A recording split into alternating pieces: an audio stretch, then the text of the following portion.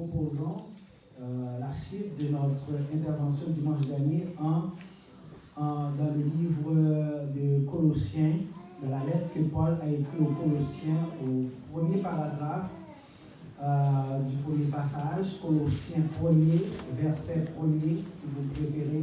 Paul, apôtre de Jésus-Christ, par la volonté de Dieu, et le frère Timothée.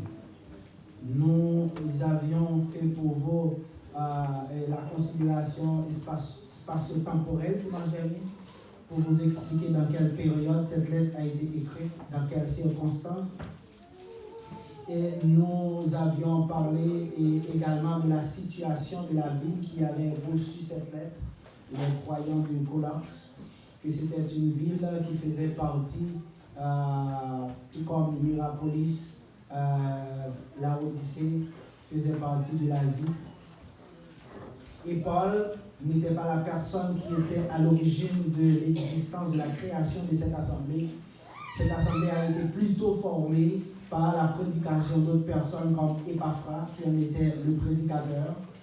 Paul était inconnu de visage des chrétiens de Colosse, mais il y avait un problème et on a fait appel à sa sagesse, à son autorité apostolique pour qu'il puisse aider l'Église à faire face. Lorsqu'il y a une question qui dépasse la compétence du prédicateur, eh bien le prédicateur il fait appel à d'autres prédicateurs plus avancés pour pouvoir trancher la question, parce que nous devons avoir, comme nous le répétons souvent, le même langage. La langue peut être différente.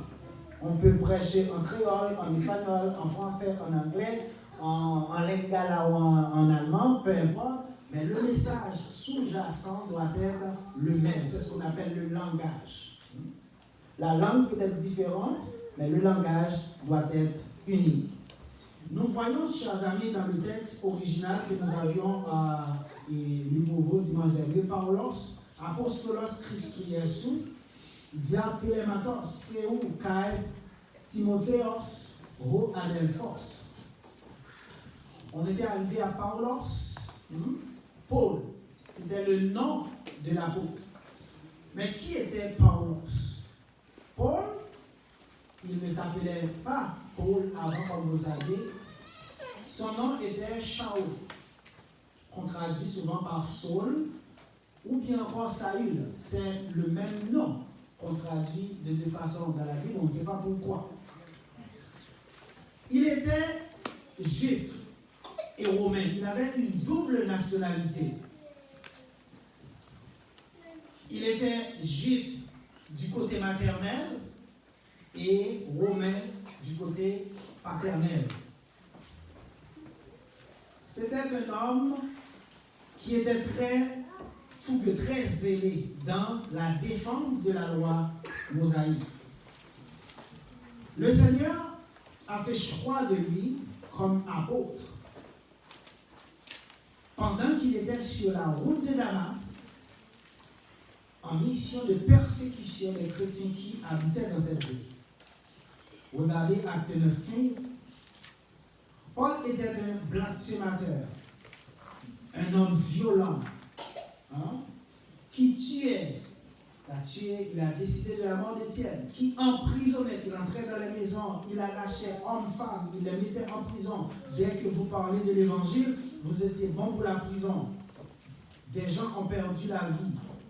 Et Paul lui-même l'a confessé. C'est lui qui l'a dit de sa propre bouche en 1 Timothée 1er, paragraphe 12-13.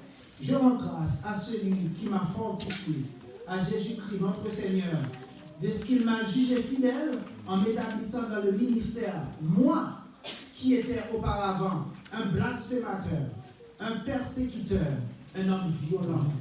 Mais j'ai obtenu miséricorde parce que j'agissais par ignorance. Tous ceux qui persécutent l'Église du Seigneur, ce sont des gens qui agissent par ignorance. Ces gens ne savent pas pourquoi, ne savent pas la réalité, la vérité qui entoure la parole du Seigneur. Dans leur tête, ils pensent que ce qu'ils font, c'est bien. parce qu'ils persécutent les croyants, mais ils croient rendre un culte à Dieu. Donc, ils agissent dans l'ignorance. Tout comme de nos jours, il y a beaucoup de gens qui servent Dieu, mais dans l'ignorance. Qui aiment Dieu, mais dans l'ignorance. L'ignorance ne pourra pas vous sauver. Car la Bible dit, Dieu, sans tenir compte des temps d'ignorance, annonce aujourd'hui l'évangile à tout le monde, partout, afin que tous ceux qui acceptent l'évangile puissent être sauvés. Paul, apôtre, qui a prêché l'évangile aux païens, était un savant. Parce qu'il y a une tendance, une croyance qui veut faire croire que dès qu'on veut servir Dieu, on veut prêcher, ce n'est pas nécessaire d'être formé. Ce n'est pas nécessaire d'avoir la connaissance. Ce n'est pas nécessaire d'être cultivé intellectuellement. Parce que le Saint-Esprit va vous donner ce qu'il faudra dire. C'était vrai pour le premier siècle, avant la chose parfaite. Après la chose parfaite, la connaissance automatique a disparu. Et pour pouvoir prêcher, cela prend deux compétences. La compétence intellectuelle, la compétence spirituelle, qui est l'illumination assurée par le Saint-Esprit. Paul, ce n'est pas sans raison que le Seigneur a fait choix de Saul, qui est devenu Paul. Pourquoi? Parce qu'il était déjà un homme formé intellectuellement. C'était un docteur de la loi, qui avait reçu une éducation solide en ce qui concerne la loi de ses pères, la coutume des anciens, et il a été enseigné par l'un des plus éminents professeurs de l'époque. Si vous lisez Acte 22, paragraphe 3, vous allez que Paul va confirmer qu'il a été élève de Gamaliel. Acte 22, 3, si on regarde, je suis juif, né à Tars en Cilicie, mais j'ai été élevé dans cette ville-ci, instruit au pied de Gamaliel, dans la connaissance exacte de la loi de nos pères, étant plein de zèle pour Dieu, comme vous l'êtes tous aujourd'hui. Ici, Paul, c'est un discours qu'il présentait pour justifier sa position d'apôtre, pour justifier sa foi devant le Sanhédrin, devant les Juifs. Donc, qui était Gamaliel? Donc, son nom complet, Rabban Gamaliel, faisait partie de l'élite spirituelle et intellectuelle juive. Il avait autorité et siégeait au Sanhédrin. Après la mort de Shamaï en l'an 30, Gamaliel est devenu ce qu'on appelle le Nassi du Sanhédrin, c'est-à-dire le président du Sanhédrin, la personne qui présidait le Sanhédrin, la plus haute cour de justice d'alors. Gamaliel a fait preuve de sagesse lors de l'accusation de l'arrestation des apôtres. Les apôtres étaient devant le Sanhédrin. En Acte 5, paragraphe 34, 38 et 39, vous pouvez lire, on accusait les apôtres de blasphème. On voulait les punir. On voulait même les tuer. Parce qu'après qu'on ait fini de se débarrasser du Seigneur, on a tué Jésus, on l'a crucifié, il est ressuscité, eh bien, les Juifs, les pharisiens, ils ne se sont pas arrêtés là. Ils se sont donné comme mission d'exterminer tous ceux qui parlaient de l'évangile de Jésus-Christ. Et ils ont arrêté les apôtres. Ils les ont amenés devant les Sanhédrins. Mais, nous lisons, Acte 5, 34, un pharisien nommé Gamaliel, docteur de la loi, estimé de tout le peuple, se leva dans le Sanhédrin, ordonna de faire sortir un instant les apôtres. Maintenant, dit-il, je vous le dis, ne vous occupez plus de ces hommes-là. Laissez-les aller. Si cette entreprise, c'est-à-dire si leur décision de prêcher est une œuvre, est quelque chose qui vient des hommes, c'est leur décision personnelle, cela va disparaître parce qu'on a déjà l'exemple. Mais si c'est la volonté de Dieu. Ne courez pas le risque de combattre contre Dieu. C'est une position de sagesse. Parce que les membres du Sanhédrin, ils voulaient à tout prix exterminer les apôtres, parce que pour eux autres, ils étaient dans l'ignorance, ils pensaient servir Dieu. Mais ils persécutaient les serviteurs de Dieu. Chers amis, le nom de Paul vient de Paulos, du latin, en raison de son origine latine, parce que romain, son père, comme dit tantôt, était romain. Paul était un grand intellectuel, et son savoir savant, son grand savoir, c'était quelque chose qui dépassait le cadre de l'Église, le cadre spirituel. Même dans le monde païen, tout le monde reconnaissait son grand savoir. Et on en a pour preuve en acte 26, paragraphe 24, devant le roi Agrippa, Porcius Festus, qui était le gouverneur de la Judée. Lorsque Paul parlait de l'évangile, de la résurrection des morts, que eux autres, ils n'acceptaient pas, ils pensaient que Paul était fou, qu'il avait perdu la tête. Vous savez, souvent, lorsque quelqu'un a trop de connaissances, les connaissances tournent cette personne à la folie. Et bien, c'est la position que Festus a pris face à Paul pour dire « Maïne pour les tapola se grammata et ismanian péritrépé ». En français, il disait « Tu es fou, Paul. Tu es hors de sens, tu es hors d'esprit. Tu as perdu l'esprit, Paul. Tes multiples lettres te tournent à la folie. » Dans une traduction, on voit ton grand savoir te fait déraisonner. Non, mais lorsque vous considérez les mots dans l'original, c'est tes multiples lettres. Parce que quand on dit ton grand savoir, c'est différent des termes utilisés. Pour la grammata, tes multiples lettres. Donc c'était un homme de lettres, un homme très cultivé. Et lorsqu'il parlait ainsi, les gens pensaient qu'il avait perdu l'esprit. Parce qu'il parlait de choses que eux autres, ils ne comprenaient, ils n'acceptaient pas. Donc c'est ce savant hors pair que le Seigneur a choisi pour devenir apôtre. Parce que le Christ n'était plus sur terre, Jésus n'était plus sur terre pour former un autre apôtre, pour remplacer Judas qui a abandonné l'œuvre.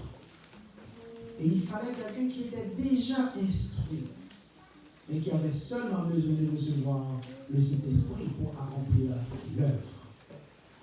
En Galates, 1er paragraphe 1 et 11-12, Paul a dit « Je vous déclare, frère, que l'évangile qui a été annoncé par moi n'est pas de l'homme, car je ne l'ai ni reçu, ni appris d'un homme, mais par une révélation de Jésus-Christ. » Il a reçu l'évangile par Jésus-Christ. Tous les apôtres de Jésus-Christ ont reçu l'évangile, la formation par le biais de Jésus-Christ.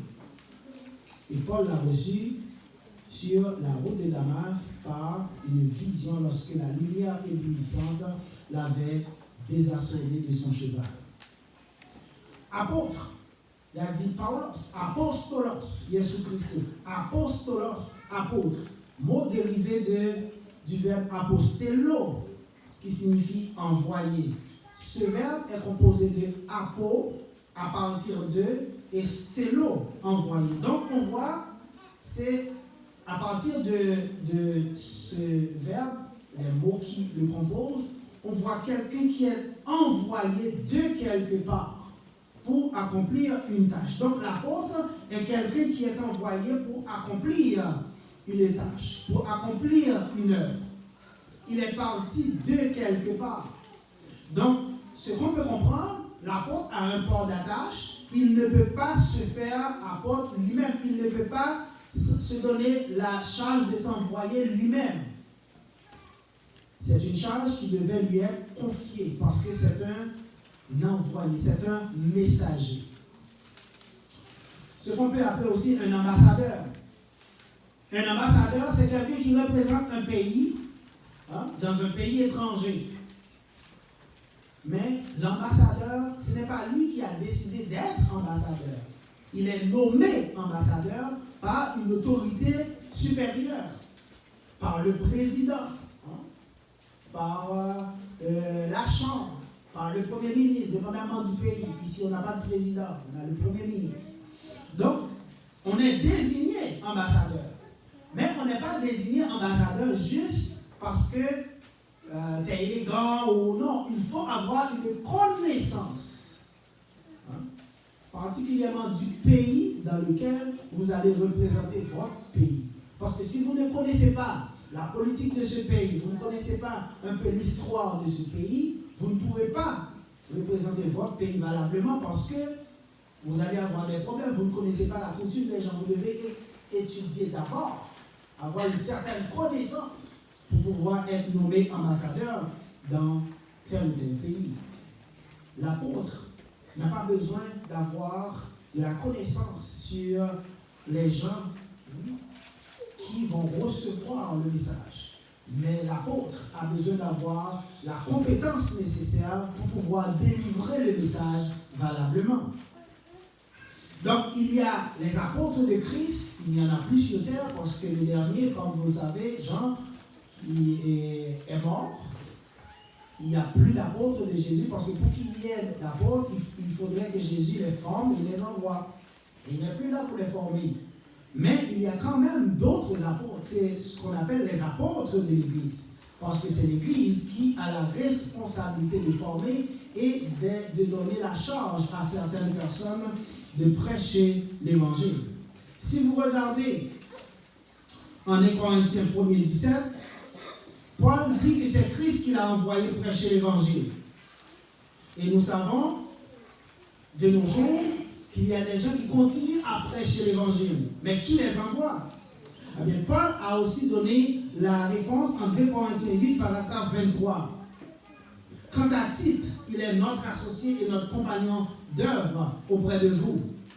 Et pour ce qui est de nos frères, ils sont les apôtres des églises, les envoyés des églises. Donc Paul, chers amis, recevant l'évangile directement de Jésus-Christ sur la route de Damas, comme nous l'avions mentionné tantôt, a quand même reçu une imposition des mains de l'église d'Antioche. Donc ça vient en sorte, l'église d'Antioche a montré que l'église a une certaine autorité. Donc Paul n'avait pas reçu l'imposition des mains pour être établi comme apôtre parce qu'il était déjà choisi par Christ. Mais comme nous vous disons, il faut un port d'attache. Donc Paul sortait de cette église pour aller prêcher. Et l'église lui accorde toute sa confiance dans son œuvre. Vous pouvez lire Acte 13, 1er.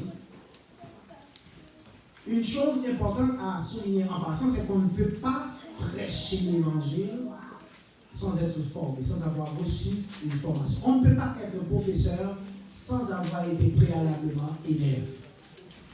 Vous voyez les apôtres, ils ont été élèves. C'est pourquoi on les appelait des disciples. Mathetes. Élèves.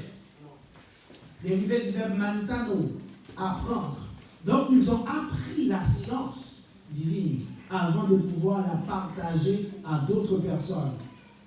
Et si vous regardez en Romains 10, paragraphes 14 et 15, vous allez comprendre que même Paul va, sous l'inspiration du Saint-Esprit, confirmer l'importance de l'Église dans ce qu'on appelle la prédication qui doit être faite.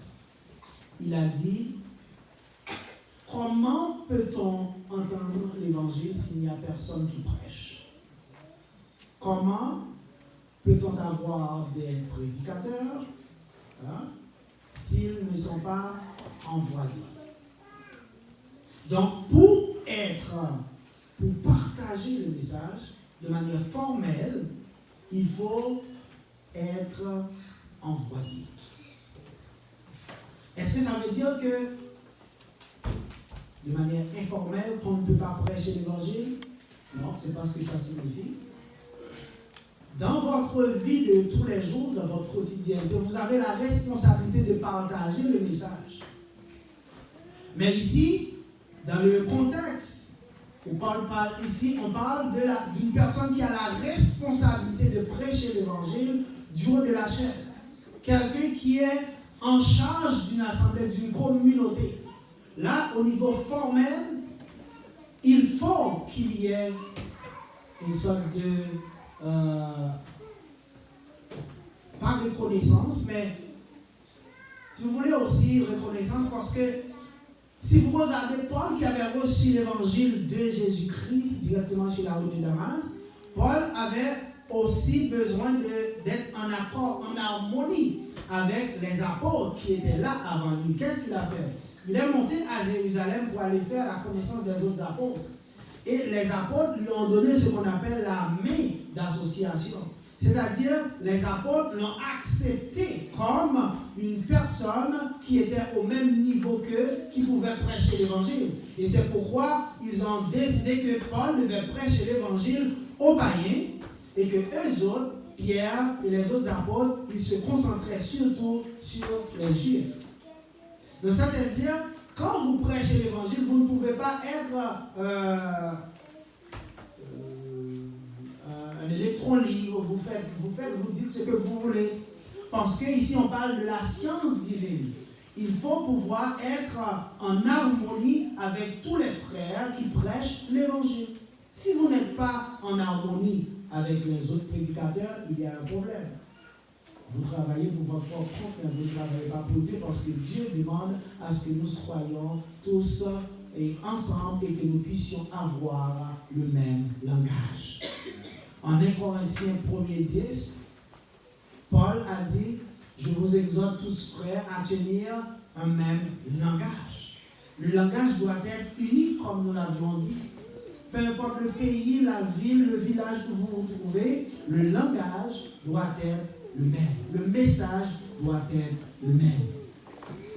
Tout comme le Christ avait pris la responsabilité de former ses apôtres, parce que Jésus n'avait pas confié la formation de ses apôtres à d'autres personnes, aux écoles qui existaient, aux savants qui étaient là.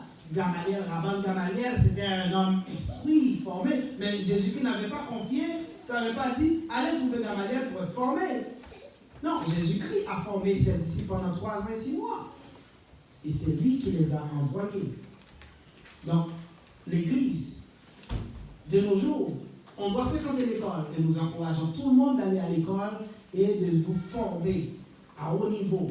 C'est important de se former. Mais cependant, dès qu'il s'agit de la doctrine de Christ, il n'y a aucune école sur cette terre qui puisse vous enseigner la doctrine du Christ à l'extérieur de l'Église. Et c'est pourquoi vous allez voir que beaucoup de gens qui ont des doctorats, des diplômes, mais ne comprennent même pas ce que veut dire le mot évangile. Moi, je sais pas quoi je vous parle. Je les rencontre, je leur parle. Je demande: c'est quoi l'évangile? La parole de Dieu.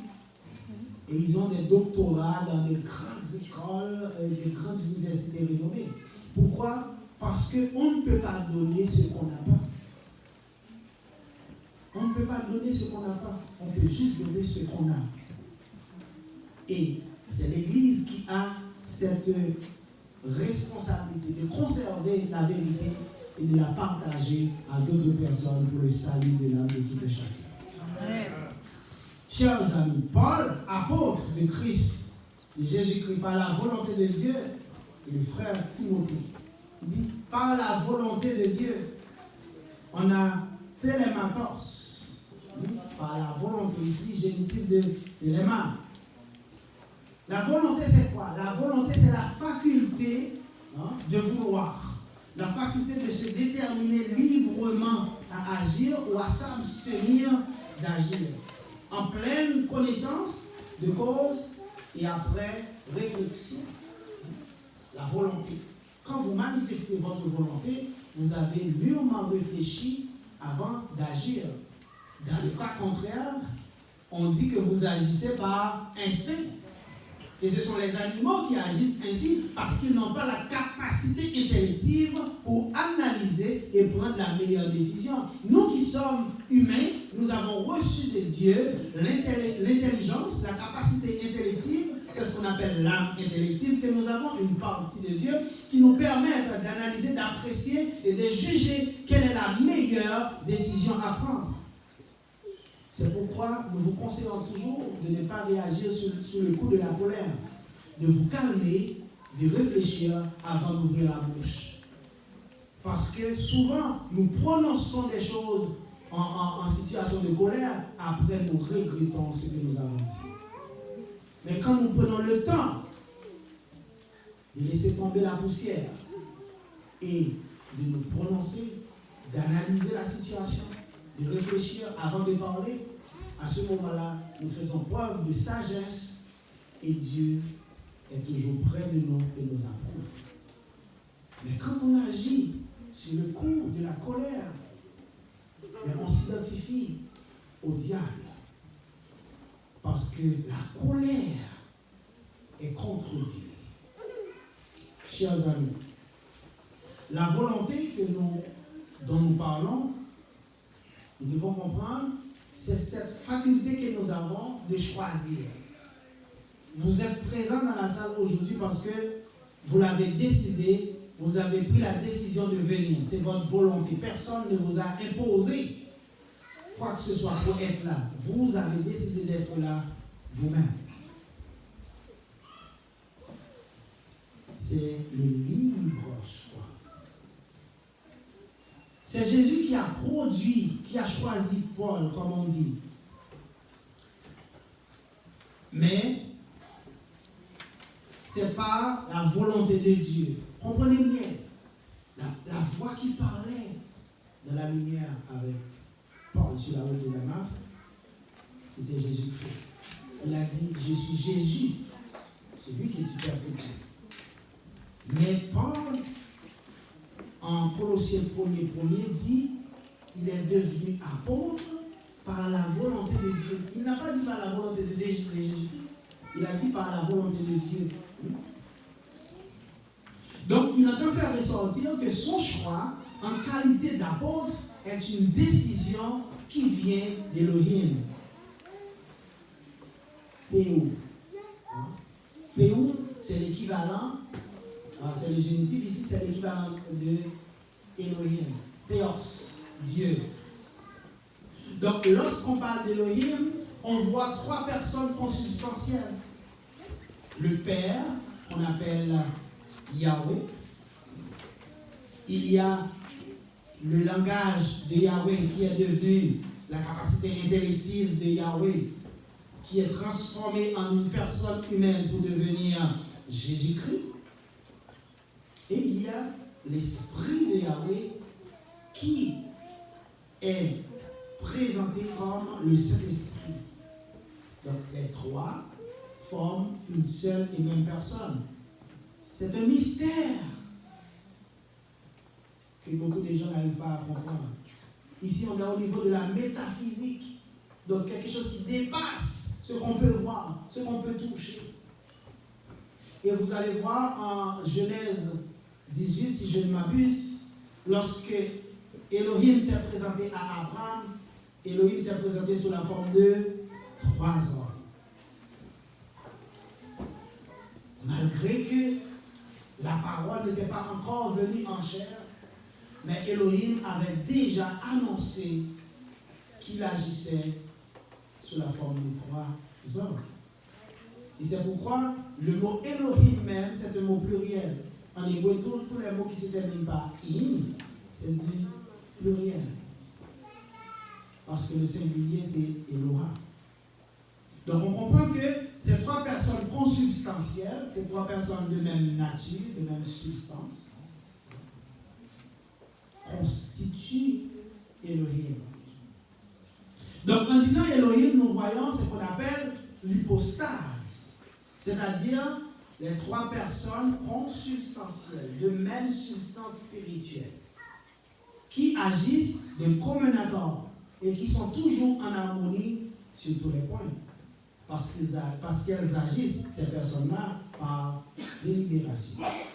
C'est pourquoi en Matthieu 28, paragraphe 19, Jésus-Christ, dans ses derniers moments avec les apôtres, il a dit aux apôtres, en allant, faites de toutes les nations des disciples. Par quel moyen? En les baptisant au nom d'Élohim, c'est-à-dire au nom du Père, au nom du Fils et au nom du Saint-Esprit. Donc les trois personnes consubstantielles, ce qu'on appelle l'hypostase. Quand on est baptisé au nom d'Élohim. Si vous êtes plongé au nom de Jésus, on vous plonge au nom de Jésus, vous n'êtes pas baptisé suivant l'ordre que Jésus lui-même a donné. Jésus n'a pas dit, vous les baptiserez au nom de Jésus ou en mon nom, tout simplement. Parce que en mon nom, c'est une autre expression que nous allons trouver par la suite dans la Bible, qui va traduire selon mon autorité. Et l'autorité, c'est exactement ce que nous trouvons en Matthieu 28. Si vous regardez les paragraphes précédents, par exemple le paragraphe 18 de Matthieu 28, il va dire « Toute autorité m'a été donnée dans les cieux et sur la terre. En allant, faites des disciples de toutes les nations. » Donc lorsque Jésus dit, lorsque vous allez voir qu'on dit qu'ils ont été baptisés au nom du Seigneur Jésus, ici, au nom du Seigneur Jésus veut dire selon l'autorité. C'est-à-dire selon ce que Jésus avait dit en Matthieu 28. Parce que comprenez bien, Jésus ne peut pas dire quelque chose et les apôtres viennent pas après pour transformer, pour dire le contraire de ce que Jésus a dit. Ça, c'est un non-sens. C'est la tête, c'est le maître, c'est le chef. Parce que l'Église, c'est quoi? C'est le corps de Christ. Et qui dirige le corps? C'est la tête. Les apôtres font partie du corps. Les apôtres ne sont pas la tête. Ils sont membres du corps de Christ. Chers amis, Matthieu 28, 19, les baptisants au nom du Père, du Fils et du Saint-Esprit. Cela signifie que quand nous sommes plongés dans l'eau, nous acceptons le Père comme professeur et législateur. C'est-à-dire, lorsque le Père dit quelque chose, lorsque nous lisons la Bible, nous voyons que Yahweh dit, nous obéissons. Lorsque nous voyons Jésus a dit, nous obéissons. Lorsque nous voyons que le Saint-Esprit a dit, comment le Saint-Esprit a dit? Le Saint-Esprit a dit par le biais des autres écrivains qu'il utilise pour écrire. Parce que toute écriture est Dieu soufflant. Et c'est l'inspiration de Dieu à travers les droits des écrivains. C'est le Saint-Esprit qui a accompli cette tâche. Donc à ce moment, nous comprenons que nous acceptons Elohim comme professeur législateur. Donc, lorsqu'une personne d'Elohim parle, nous disons Amen. Nous disons non, ça c'est la parole de Jésus, moi je ne l'écoute pas, ça c'est la parole de Yahweh, moi je l'écoute, ça c'est le Saint-Esprit. Non, Elohim. Les trois forment l'hypostase. Une seule personne. Quelque chose qui est très difficile à accepter par les gens qui ont l'esprit cartésien, parce qu'ils doivent toujours pouvoir montrer tout. Dieu est esprit, chers amis. Donc, il faut comprendre que aujourd'hui, s'il faut retenir quelque chose, c'est que Dieu, il a choisi Paul comme apôtre. Et Paul avait la tâche de prêcher l'évangile. Et c'est ce Paul qui a été choisi pour prêcher l'évangile aux païens.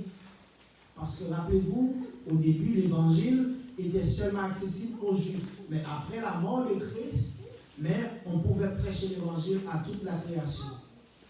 Il ne faut pas confondre l'évangile du royaume réservé seulement aux Juifs et l'évangile du salut qui est accessible à toute l'humanité. Mais quand on dit l'évangile,